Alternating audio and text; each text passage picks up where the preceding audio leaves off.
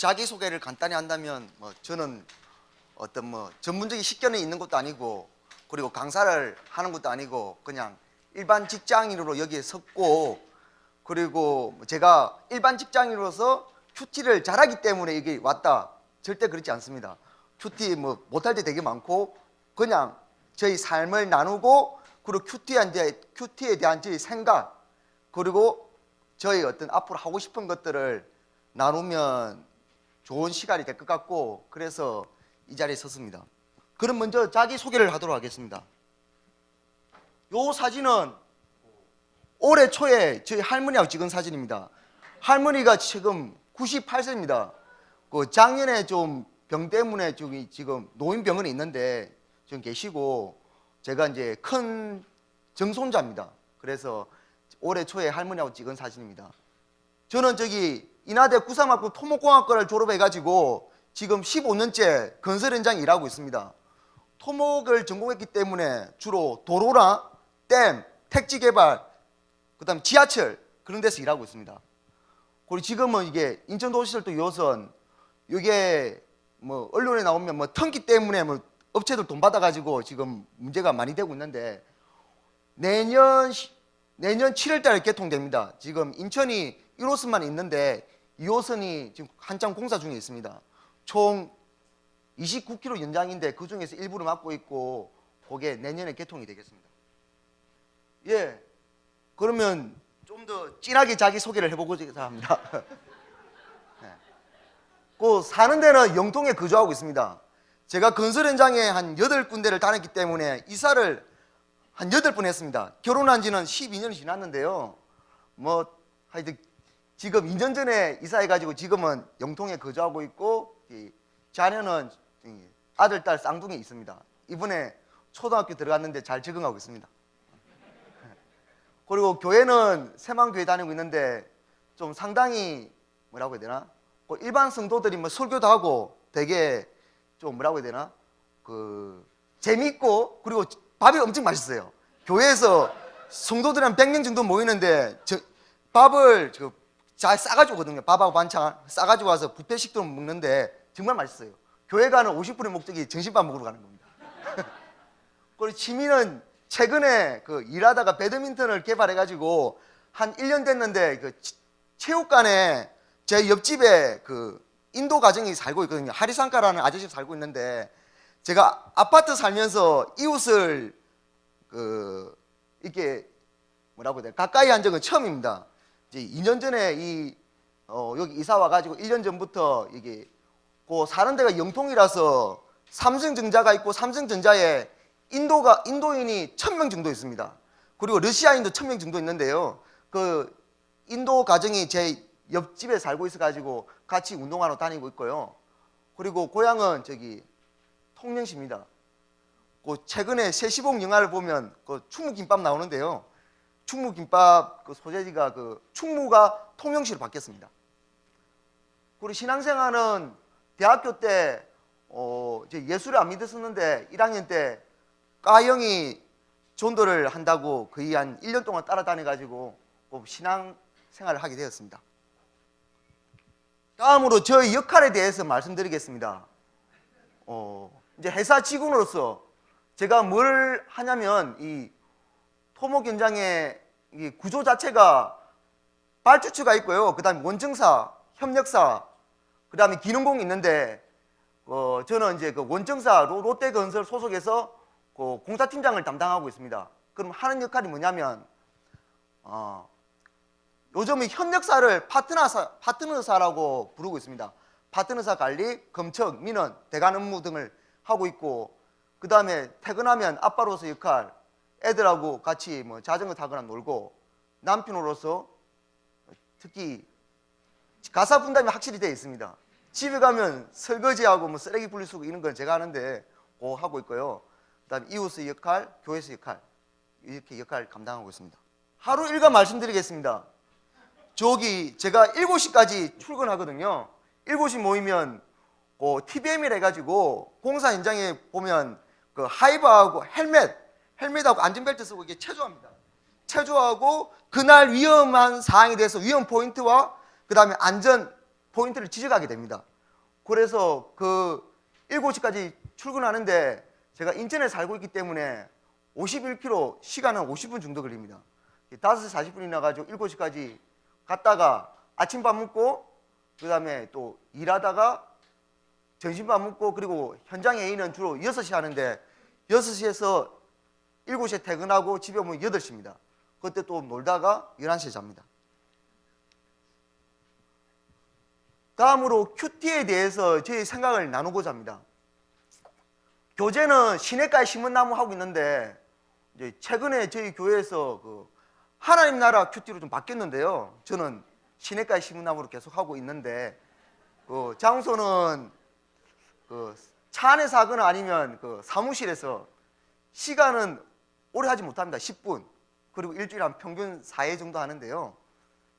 그리고 대부분 혼자서 하고 있고 느낌은 그래도 이걸 하니까 이나마 살아있다. 내가 뭐 큰 은혜 받은 것도 아니고 이 정도 하니까 내가 살고 있다 해가지고 은혜를 안 받더라도 의지적으로 이날 꼭 해야 되겠다. 약간 율법적으로 접근을 합니다. 안 그러면 그것도 못하기 때문에 이 시간에 내 해야 돼 해가지고 그렇게 아니면 7시 그 체조를 한단 말이죠. 그러면 성경차 안에서 이게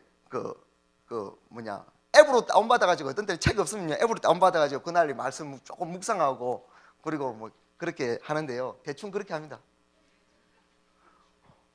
그리고 저한테 큐티가 가지는 의미, 그나마 살아있게 만드는 운동력이다. 뭐 제가 이걸 큐티를 말씀 묵상해가지고 크게 이렇게 은혜를 많이 받으면 좋겠지만 밑에도 있겠지만 일주일에 한 번 정도 은혜밖에 안 받아요. 그러니까 하는 횟수가 한 4번이라고 했는데 이 솔직한 저희 나눔입니다. 그 현 시대에 있어가지고 이 큐티 집중하기가 상당히 어려워요. 그리고 기도도 집중하기 되게 어렵거든요. 기도하다 보면 정말 잡생각들이 많아요.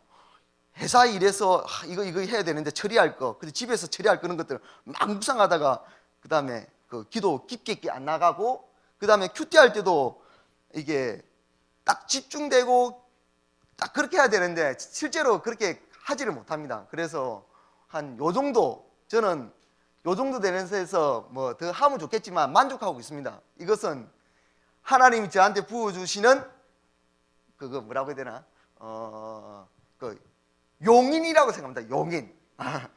그 어떤 수준을 요까지 요구하는 게 아니라 이 정도 해도 괜찮다 하는 용인이라고 저는 저 나름대로 해석하고 있습니다. 묵상의 깊이 상당히 낮습니다. 묵상 시간이 짧으니까 깊어질 수가 없는데요. 그래서 낮고, 그런데 아쉬운 부분은 좀 나눔이 필요하다, 동력자가 필요하다. 이제 이 부분인데, 이 건설 현장이 기독교인이 정말 적습니다. 술도 많이 먹고, 뭐 밤에 외로우니까 여자도 많이 찾고, 막 그렇거든요. 그래서 옛날에는 제가 좀 바리새인적인 게 많았어요. 막 정죄하고, 이게 왜 밤에 이렇게 술을 많이 먹고, 그리고 뭐 이거 고스톱 되게 많이 치거든요. 근데 그때 정죄를 많이 했는데 제가 좀 바뀐 게 뭐냐면 요즘 정죄하지 않습니다. 사람들은 정죄하지 않는 게 많이 바뀌는데 그 이유는 왜 술을 많이 먹고 왜 고스톱을 치가지고 그렇게 해야 되는가 보면, 뭐 처음에 제가 영종도 인천국제공항에 근무를 했었는데 큰 사업에는 이제 지방에서 떨어져 가지고 2주일에 한 번씩 집에 갑니다. 뭐 장비 기사들이라든지 목수들 출근하는 사람들 2주일에 한 번씩 집에 가는데 너무 외로워요. 너무 외롭고 할 일이 없어요. 그리고 하루 종일 아침 7시부터 보통 저녁 6시까지 일을 하니까 그 어떤 일만 하는데 이게 감성적인 게 죽거든요. 그 감성적인 게 죽고 외로우니까 그걸 채워야 되는데 그러다 보니까 뭐 술이 들어가고 막 그렇게 되는데 이해를 하게 되니까 이 사람에 대해서 좀 안타까워하는 마음, 그리고 그러니까 좀 정죄하는 마음이 없어지더라고요. 그래서 그렇게 좀 바뀌었는데 이 동력자가 필요한 부분은 제가 현장에서 한 일주일이나 2주일에 한 번 정도 예배는 계속 드리고 있습니다. 그거는 뭐 목사님 와서 예배 드리는 게 아니라 저하고 뭐 생각이 좀 맞는 사람이라든지 아니면 예수 믿는 사람 한두 사람 해가지고 한 3사람 정도 해가지고 예배 드리고 있거든요. 점심시간에 한 30분 정도 예배 드리는데 제일 은혜가 뭐냐면 30분 예배 시간에 기도를 같이 하는데요. 개인 기도도 있지만 현장을 위해서 기도해요. 현장을 위해서 어떤 걸 기도하냐면 예를 들면 안전에 대해서 오늘 공사 아니면 이번 주 공사 이게 힘들고 상당히 위험한 것으로 예측이 되는데 이거를 안전하게 공사할 수 있도록, 또 하나는 예를 들어 설계 변경을 한단 말이죠. 설계 변경을 하는데 이게 안 되면 후속 공정이 진행 안 되니까 이 공정이 잘 진행될 수 있도록, 뭐 예를 들어, 예, 알겠습니다. 1분밖에 안 남았습니다 이제. 그런 식으로 하니까 되게 좀 현장을 가지고 하니까 이게 예배가 되게 좋고, 큐티에서 좀 이게 은혜 못 받은 부분은 이쪽에서도 좀 예배 그런 걸 통해서 좀 많이 보완되는 것 같습니다. 마지막으로 하나 말씀드리고 싶은 것은, 제 일주일 동안 장승배기 사거리라는 곳이 있는데 거기서 철야 근무를 하고 있습니다. 지금도 가야 되는데요. 저녁 8시 준비해가지고 밤 9시에서 뒷날 새벽 6시까지 갈로 작업 공사를 하고 있습니다. 사거리 부분이 너무 교통량이 많아가지고 경찰서에서 승인받기를 밤에 야간 공사하는 걸 해가지고, 그래서 오늘 밤에도 가야 되는데 집사람한테 오늘 이 말을 했어요. 내가 같이 일하는 사람 한 10명 정도가 같이 일을 하는데 요 기능공들을 보면서 하나님의 형상을 느낀다. 오늘 집사람한테 그렇게 말을 했는데, 왜 느끼냐면 건설업에 이 일하시는 근로자들은 상당히 러프하고 거칠고 욕도 많이 해요. 술도 많이 먹고. 근데 정말 순수하고 열정적이에요. 돈 많이 못 벌지만 잘 모르거든요. 부동산도 정말 잘 몰라요. 하지만 정말 순수하고 열정적이고 정말 깨끗해요. 그래서 이 사람들을 볼 때마다 정말 하나님 형상이 느껴진다, 그렇게 느꼈는데, 그게 아까 말했던 제가 사람에 대해서 보는 게 바리새인적인 관점에서 좀 사람에 대해서 이해하고 인정하는 걸로 좀 넘어가게 됐는데, 그러다 보니까 사람에 대해서 이해를 하게 되고 그대로 받아보니까 제 안에도 좀 사람을 있는 그대로 순수하게 받아보는 모습이 많아진 것 같습니다. 이상입니다.